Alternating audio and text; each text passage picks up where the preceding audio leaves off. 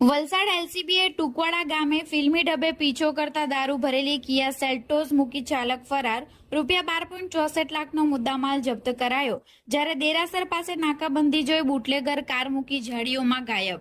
જિલ્લામાં દારૂબંધીના કડક અમલ માટે વલસાડ પોલીસ અધિક્ષકની સૂચના મુજબ એલસીબીની ટીમ પેટ્રોલિંગમાં હતી. આ દરમિયાન ટુકવાડા જૈન દેરાસર પાસે બાતમીના આધારે વોચમાં ઉભેલી એલસીબી પોલીસે દમણ તરફથી આવતી શંકાસ્પદ સફેદ કિયા સેલ્ટોસ કાર નંબર GJ15CR 3761 ને અટકાવવાનો પ્રયાસ કર્યો હતો.